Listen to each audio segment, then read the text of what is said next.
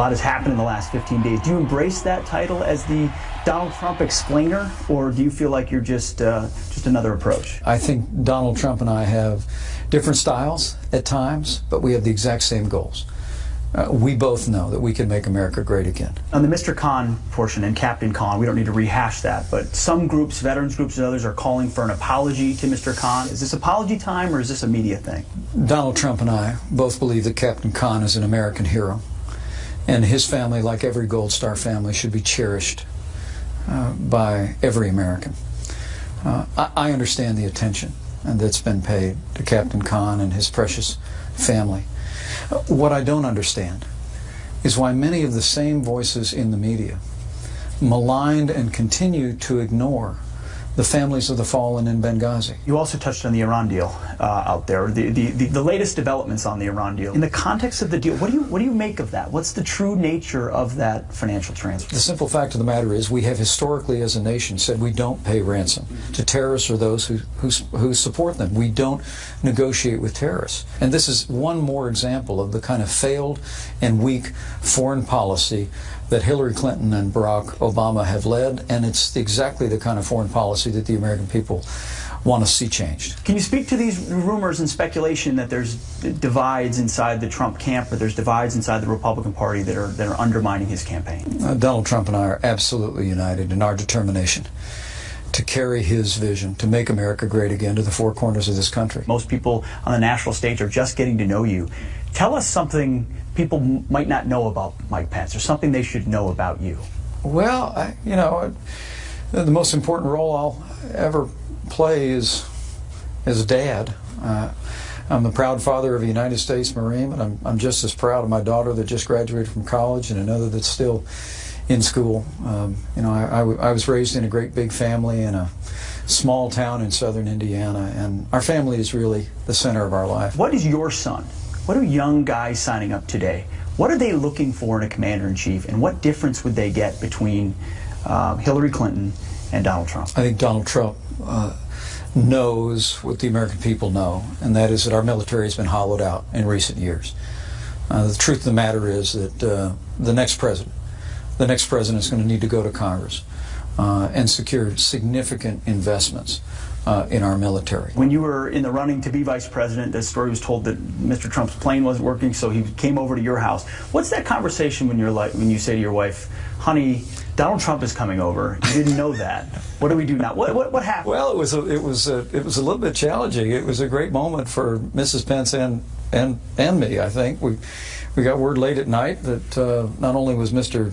Trump coming to breakfast, but a number of members of his family, the kids, were going to fly out to Indiana and join us for breakfast. Well, we don't have a big household staff at the governor's residence. A couple of people help us out there, but it was late at night, so Karen just put me to work. We hauled the plates out, we put them out on the table, we set the coffee, arranged for breakfast, and both of us served breakfast that morning to Donald and his kids, and it was a great honor to be able to welcome them to the governor's residence. What you have in Donald Trump is a man who's built a global business. He's a CEO. And I'll tell you, when he's talking about those who are serving in the military today or those who have served, he's more passionate than any time I ever see him, and he is absolutely determined to fix the VA and make sure it works for all of those who served.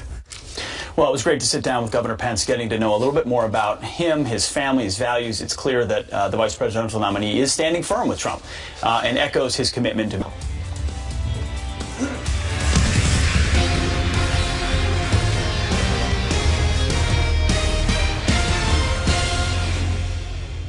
And thank you for spending your Saturday with us. I'm Elizabeth Pran. Nice to be with you. New digs. Things look pretty good here. I'm Leland Vitter. This is America's election headquarters from Washington.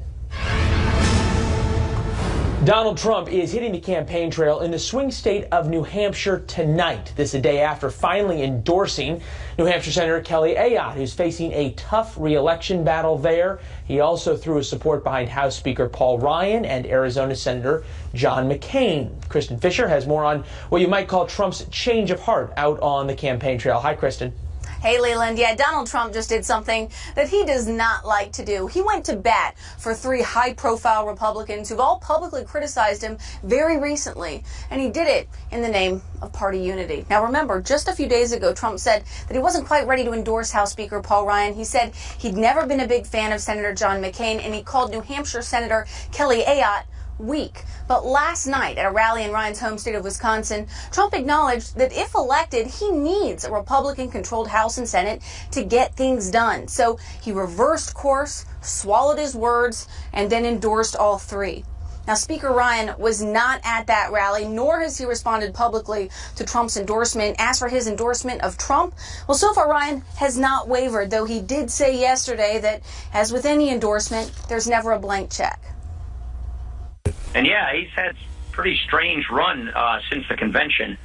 You would think that we ought to be focusing on Hillary Clinton, on all of her deficiencies. She is such a weak candidate that one would think we'd be on offense against Hillary Clinton. And it is distressing that that's not what we're talking about these days. And that's what most Republicans want to see. They want to see Trump going after Clinton, not members of his own party.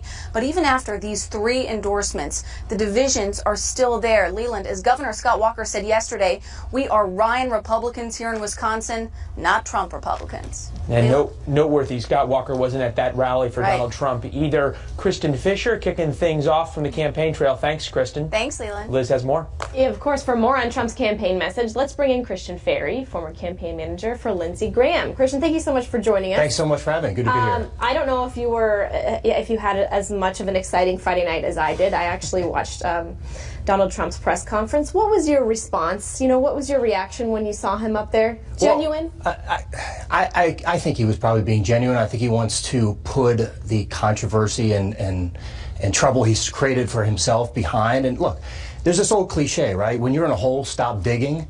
And the Trump campaign and Donald Trump have dug himself into a hole since the convention.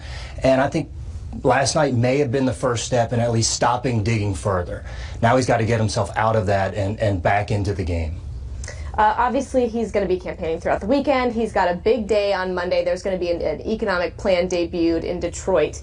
But this along the same time where we're seeing that he has a list of new economic advisors, all of them very high earners, some names, some big bank names, some just very wealthy men. We don't see any women on that list. So who's influencing him, especially ahead of that big speech planned for Monday? Well, I think what you've seen from Donald Trump throughout the campaign is he is his own closest advisor. He doesn't seem to be one who is taking a lot of advice. I cannot imagine that his campaign came up with a plan for the last couple of weeks that has been executed the way that it has. And so, you look at this list of advisors, and it very much matches with different kind of people that he says he wants to bring into government and politics. His key in this election is to really maximize white voters. That has been his strategy all along. If he's going to have a chance to win, he needs to do better with that group of voters. As well as a number of other groups too. But that's the key. That's his key demographic, and that's where he is right now, not matching where Mitt Romney was, who didn't win the election. He's not matching where John McCain was. Before he can even begin to reach out further than that, he needs to solidify that base, and he hasn't been able to do it yet. So what does he need? What does he need to say to really capture people's attention? He's going up a lot against a lot. We know people are going to be focusing on the Olympics. We know they're going to be tuning out to anything political really over the next 2 weeks. It's sort of a hiatus. August is a slow month ahead of it really picking up in September, but he needs to get their attention. He needs to get their attention. He needs to spend this next 3 weeks staying on message and making this campaign about Hillary Clinton. If the campaign is about Donald Trump, I think he has a very hard time winning. And the Clinton campaign and their convention and Trump's missteps have done a really good job of making the last 2 weeks all about Donald Trump. And you see what that's done to his poll numbers. He needs to get on message. He needs to make this election about Hillary Clinton, a referendum on her. And he needs to do that over the next 3 weeks, or I'm afraid he gets to Labor Day and it's going to be too late. That being said, you can't count him out, correct? No, you can never. Look, this has been one of the craziest cycles to date, and anything is possible. Anyone who is hedging their bets solely on Hillary Clinton is or is not making a mistake right now. No, I think they are making a mistake. She has huge negatives. She is not viewed as honest and trustworthy to the American people. You see, just the other day, having to step out again and discuss her email controversy. She brings a lot of baggage to this race. But if the focus is on her, Donald Trump has a much better chance of success than to focus on him because he has some of the same problems. Okay, in 30 seconds or less, what do you want to hear on Monday? I think I want to hear real proposals, a concrete plan, not just I'm going to make everything better because of my sheer force of personality. We need to see specifics. We need to see what it is he's going to do. The economy really is a key issue for him, and it's one that he needs to really make a good case for on Monday. All right, Christian Ferry, very interesting. Thank you so much for joining us. I appreciate it. I know Leland has more. Actually, I have more. Hillary Clinton is off the campaign trail today, but she's making headlines for almost holding a news conference. Chris and I were speaking of that. Speaking to minority journalists here in D.C., Clinton took questions from a few pre-selected outlets yesterday. It was Clinton's most extensive media questioning in 245 days. Brian Yennis has more on this story. Hi, Brian. Hi, Elizabeth. Well, that's right. December 4th was the last time Hillary Clinton had an open press conference, and yesterday wasn't really a press conference because, frankly, they were just a few pre-selected questions. But even so, Mrs. Clinton continues to make headlines for how she's answering the most obvious questions about her email scandal. Yesterday, Clinton was asked at the National Hispanic and Black Journalists Conference to explain what she meant when she told Fox News Sunday's Chris Wallace that FBI Director James Comey had said she was truthful to the American people when talking about her email server. It's a claim that received 4 Pinocchios from the Washington Post and a Pants on Fire rating from PolitiFact for just blatantly not being true. Director Comey had said that my answers in my FBI interview were truthful. That's really the bottom line here. What I told the FBI, which he said was truthful, is consistent with what I have said publicly. So I may have short-circuited it, and for that I, will try to clarify because I think, Chris Wallace and I were probably talking past each other. Director Comey did say that there was no evidence she lied to the FBI, but Comey never commented on whether her comments to the American people about her emails were truthful. Yesterday, Clinton also continued to maintain she did not knowingly send emails marked classified. And in questioning, Director Comey made the point that the 3 emails out of the 30,000 did not have the appropriate markings. And it was therefore reasonable to conclude that anyone, including myself, would have not suspected that they were classified. Comey, however, said in his testimony that while many emails were retroactively marked classified, there were some emails that were clearly classified at the time.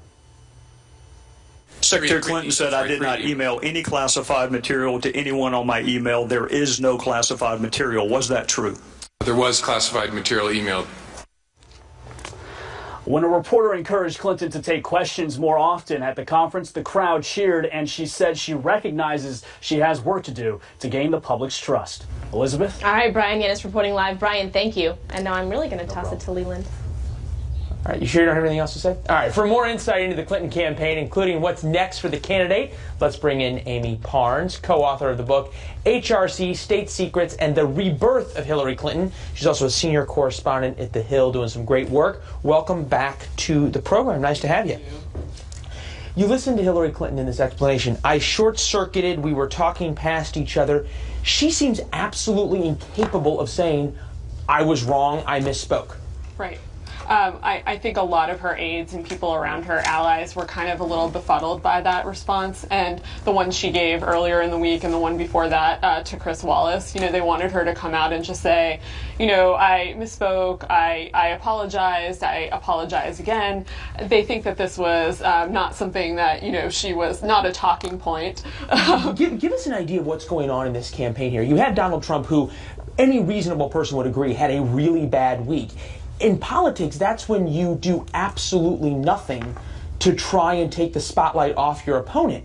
Instead, you have Hillary Clinton coming out and willfully making statements that are getting 4 Pinocchios and that are distracting the media, per se, in her view, from Donald Trump. Why? What's her campaign's thinking here? You know, that's confusing to a lot of people. I talked to people around her who are close to her, friends of hers. They didn't quite understand. They couldn't quite wrap their mind around what she was trying to do here. But all in all, they think that they've had a really good week, particularly because of Donald Trump's blunders and, you know, kicking a baby out of a rally and his comments about Ivanka Trump. I mean, they were sort of kicking back and, you know, letting it all play out, I think, this week. And certainly they got some good poll numbers along the way. Give us a sense, how committed is the campaign to trying and court Republicans? First interview, post-convention, Chris Wallace, Fox News, not something that you would really expect out of the Clinton campaign. We've also seen Meg Whitman come out. We've seen Warren Buffett come out in favor of Hillary Clinton. Is the campaign actively working on this, or is this happening organically? I think they're actively working to court moderate Republicans. They think that it's definitely within their realm of reach, and they think they're doing that. And I think their data kind of points to that, too. You had an ad yesterday that came out that shows Republicans, you know, supporting her. You had her talk about her convention, in her convention speech. You had her sort of target Republicans specifically, you know, and you had a bunch of general come out, and a lot of you had Mike Bloomberg come out. So I think they're relying on a lot of support from moderate Republicans. You see these polls right now. Latest preference polls show her up about 10 points in the press release, in the her current horse race, give or take a couple points depending on which poll you look at. Is Brooklyn and her campaign staff worried she may be peaking too soon? Are they worried the Democrats are going to kind of feel like, hey, we got this one in the bag, we don't have to go out and work, we don't have to turn out? I don't think no one thinks that. You know, if you talk to them, they feel good about where they are now. They're always worried about, you know, a potential surprise that could come down. I think a lot of allies are worried about an October surprise. You know, we had the DNC emails come out, and we saw heads roll after that. So I think a lot of people are kind of worried that there could be something coming down, and a lot of people don't know. You know, you don't know what could happen if it's a national security issue, or you know, things could turn around at any second. Whether or not it was planned or not, the Khan speech at the DNC, the father and mother of that captain who died, turned out to be one of the more fortuitous things that could have ever happened to Hillary Clinton, one of the biggest political disasters coming out of a convention for Donald Trump.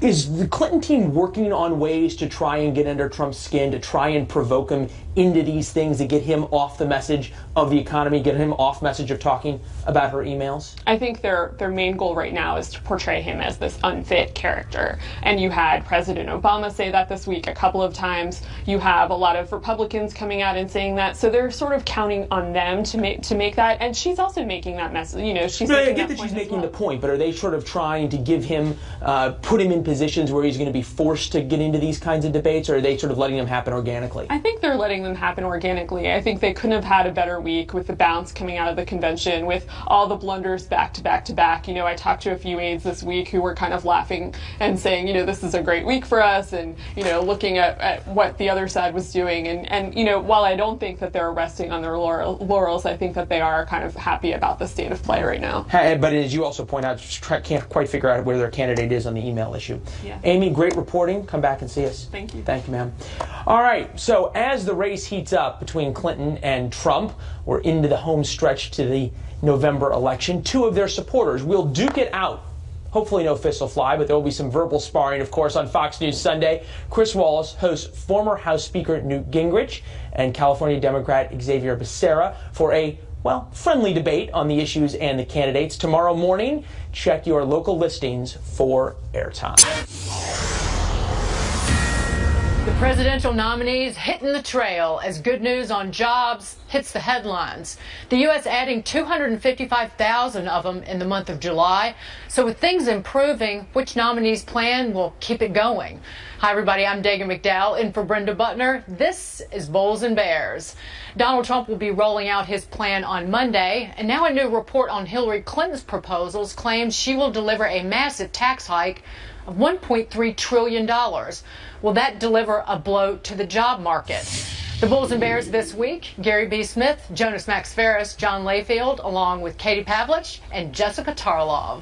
Welcome to everybody. Katie, can the economy afford a tax hike like this? Absolutely not. And Hillary Clinton talks about being the champion of the middle class, but the fact is that she wants $1 trillion in tax increases. Many of them may not be paid directly by the middle class, but will certainly be paid by the middle class through a lack of job increases. Now, politically, this is why Republicans have been beating their head against a wall for 2 weeks now, because Donald Trump, according to polling this week, every single indication was that Hillary was ahead of him, except for in the area of the economy. And so he's said he's had plans. He's coming out with the plan on Monday. He has to get refocused on the economic agenda. Gary B. Smith, this plan looks exactly like what we've gotten over the last 7.5 years. It is tax hikes. It is a lot more spending, and that's delivered economic growth that is the worst since at least 1949. Exactly, Dig. And look, I think voters need to ask themselves if they really think the last 8 years were good for themselves and good for the economy, then they should vote for Hillary. Because, as you said, Hillary is proposing, what, a $1.3 trillion a stimulus, if you will. Well, what was the last stimulus we had? It was about $1 trillion. She's proposing infrastructure spending. We heard that was shovel-ready jobs. She's proposing more spending on health care. We have Obamacare. You know, you add in then the free college, all the Bernie Sanders stuff she adopted. And you basically have, and voters need to think about this, am I better off taking the money that I have and giving it to the government for them to spend? And if the answer is yes, I would just ask them one question. What part of the government do they think spends their money more efficiently and effectively than they do? And I think most people would say, wait a second, I spend my money the way I want, and I spend it better. And I'll tell you what, if I spend it on some company that goes out of business, they go out of business on their own. So I think the choice is clear. Donald Trump wants to lower taxes. He's for fair trade. He has some question marks in there. But just looking at it from the macro view, I'd have to say I don't want 8 more years what we just had. Jessica, you do. Oh, I absolutely do, and I'm terrible with my own money, so I'm happy for Hillary Clinton to tell me what to do with it. Well, there you go. Gary B. says he's sick of this infrastructure spending. Donald Trump actually wants double the amount of infrastructure spending of Hillary Clinton. We saw Moody's said that Donald Trump was going to take us into a recession. He was going to cause us 3.5 million jobs lost, bring unemployment back up to 7%. Her appraisal, yes, of course, she'll add to the deficit. Not more than Donald Trump, though, but apparently she's going to grow the economy from 2.3% per year up to 2.7%. I'm not saying that's 4%. We want 4%. Of course, but it is an improvement there, and they said that she's going to add over 10 million jobs. It's looking pretty good to me. Well, Jonas, that Moody's report that Jessica's referring to, they did a number of different scenarios, and the one that she's talking about assumed that that Trump would put in place everything that he's actually said, and it was also authored by somebody who advised President Obama on his stimulus program, and who's also contributed to Hillary Clinton's campaign. Some questions, you know that guy on late night shows all the question marks on his outfit, or maybe there's about that many questions in the policy. Look, I gotta say, if I had to choose between the two, I think we can get more information out of Trump in coming weeks, hopefully, but I would say New Deal Trump, because this wall thing I keep coming back to is a FDR grade project where they used to put bridges on the Merritt under, but it is a shovel program. I mean, you're talking about hiring people. Now, I don't believe targeting jobs is a good policy for either person. You want to target the economy, especially when the job market's look, we just got good job numbers. This is not a recession. You don't need to create government jobs unless it's a bad recession. That said, you got a shovel-ready project there. It's enormous. This trade thing, it could go very bad if it starts a trade war. It could lead to less jobs, but it also could go good. Again, there's question marks. There's no specifics, but there are areas in trade that could lead to a situation where there will be more jobs here. John, nothing is unfair on this program. We are fair and balanced always. But to that point, Joan, we got 2 good months of job growth, but we've had the economy growing at 1% the first 6 months of this year. That's what we've gotten under this administration and under the policies that Hillary Clinton wants more of. Yeah, and not only this administration, actually started under the Bush administration. We've had 10 straight years under 3% growth. That's the first time that's happened since they've measured GDP. This is going to be the 11th year, which is going to break the previous record they just set. It's a record you don't want, by the way. I don't understand Hillary Clinton here. Hillary Clinton should run on Bill Clinton's record, pro-free trade, balanced budget, lower regulation. Instead, after she lost the Michigan primary to Bernie Sanders, she moved massively to the left. And all of a sudden now she wants to punish business. Her words. She wants to go after Wall Street. She wants to increase regulation. She wants to increase government oversight, and she wants to raise taxes. I don't understand why she would not run on her husband's record instead of the past 8 years, and specifically Bernie Sanders. So when you ask whose policy is better, look, it is a problem with trade, Jonas. Remember last time you had an independently wealthy guy running for office that was a political neophyte that was against global trade. He put us into a decade-long depression, the entire world, because of what Herbert Hoover did with Smoot-Hawley, and specifically with the tariffs and the protectionism that he had.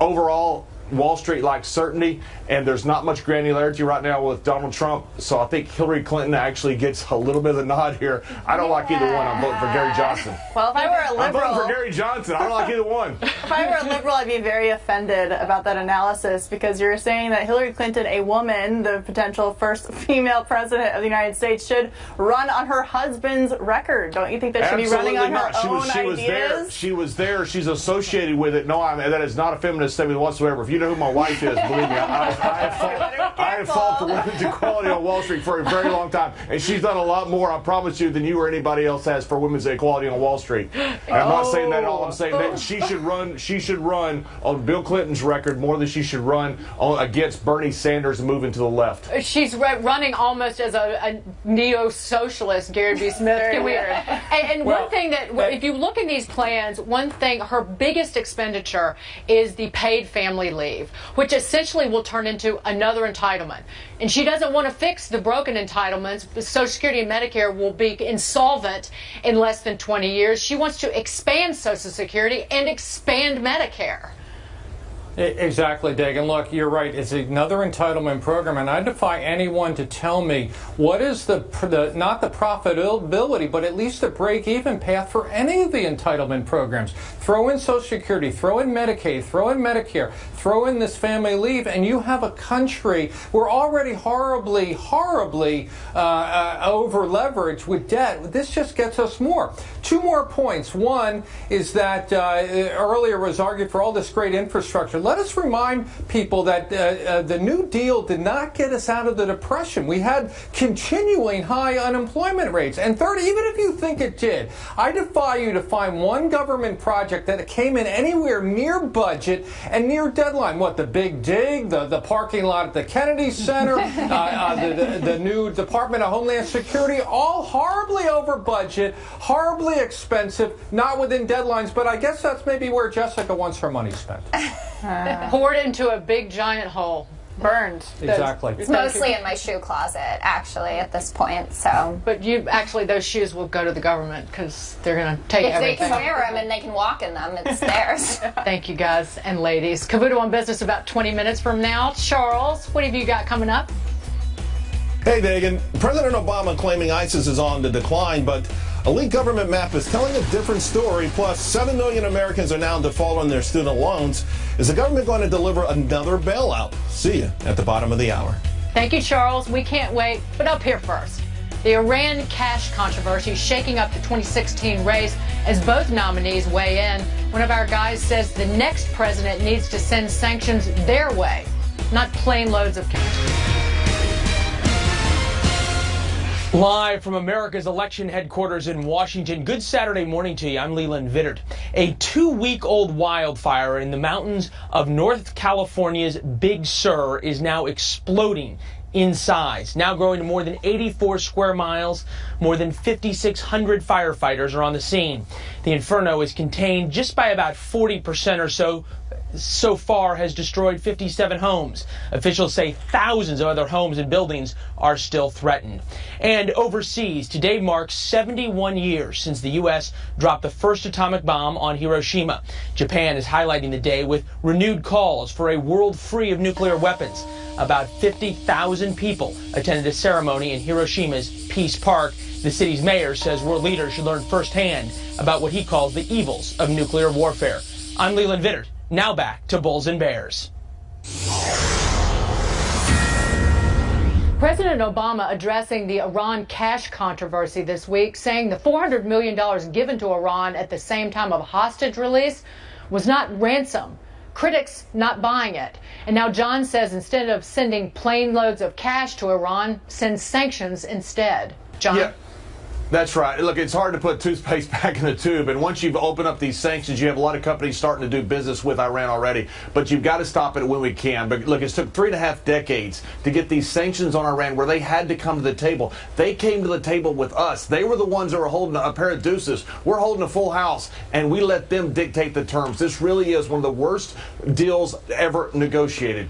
Katie, we actually circumvented the very sanctions in place to deliver that $400 million.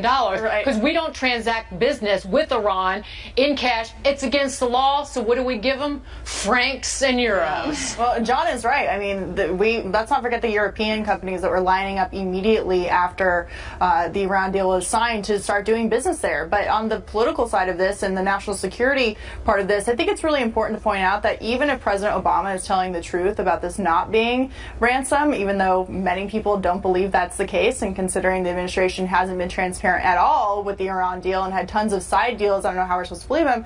The point is that they had an obligation through negotiation not to deliver this plane load of cash, whether it was part of the hostage situation or not, on the same day, because it makes it look like ransom and it puts Americans at risk overseas, whether it was or not, because people are going to go, was it or wasn't it? Let's try it out. Let's kidnap some Americans and see if we can get some cash for it. Sanctions ahead, Jessica? I'm not sure. I mean, we have a lot of snapback sanction policies in place associated with the deal, and that was something that John Kerry was touting out there on the trail constantly, saying that we know that we have to, distrust but verify, and Hillary Clinton's been using that line as well. It's obviously concerning. I appreciate how Katie phrased her comment there to say whether it was ransom or not, because the administration says that it was not. Of course, this looks a little bit shady there, but we have to go with what we're being told. That's just the facts of the matter here. But yeah, we need to be prepared to put the sanctions back on them. It was something that was effective for decades, but we also need to take into account that there are a lot of people who work in this field, nuclear weapons, physicists, etc., who say that this is the best deal we could have gotten. So I'm always on the side of diplomacy. Gary B., there's no way. Iran has already launched ballistic missiles, and the way that the language in this nuclear deal is so vague. There's no way that sanctions are ever put back in place, particularly once the money starts flowing toward this country. Well, it's unfortunate because we need to. Look, anyone that sits back and thinks 400 million, as you point out, in francs and, Deutschmarks and all that stuff on pallets on an unmarked plane in the middle of the night is being, oh yeah, up front, we just owed them the money. It's kind of ridiculous. Come on. Everyone knows it was a ransom payoff. And now, as John pointed out, it's tough to put the toothpaste back, but we have to. Look, sanctions with Iran, it will not work with every country because every country is different, but it worked with Iran. It will work again. When we did it the first time, they basically went into a depression. Their oil revenues dried up. Their currency collapsed. Unemployment went through the roof. All that made them come to the sense of, wait a second, we need to rethink how we deal with the world. And as John pointed out, that brought them to the table, and that was the only good thing that we got out, to step forward on this whole nuclear deal, of which, of course, we're tossing it away because, quite frankly, this administration has the worst foreign policy ever, just pointed out by this goofy incident. Yeah, a state sponsor of terror, Jonas.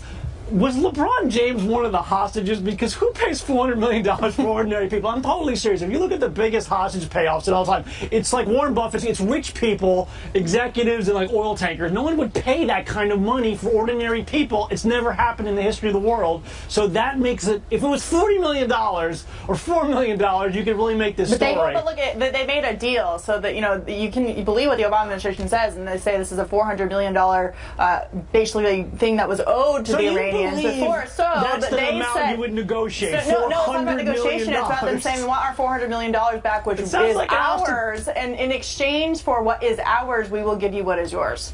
Okay, well, to their money that you're saying, because it's not our money. Okay, They're saying it's our money. We'll get it back to you. It's been our money for 30 years. Well, instead, look, let's get back to the core issue here. Is that the bottom line is carrots and sticks work, and you've got different deals with this same country. You can have sticks with the other stuff they do that's in violation of whatever other thing. There are the many wrongs that in Iran, but you also can reward them for the nuclear thing, which they're more or less following. You can have punishment at the same time. Yeah, but you know what? We don't have any sticks. Iran now has them, and we're feeding them bonbons. And there's $2 billion in a bank in this country that's supposed to go to the victims of Iranian-sponsored terror, and they're still demanding it back. And they've taken 3 more hostages. You mark my words, they're going to come to the table and want that money.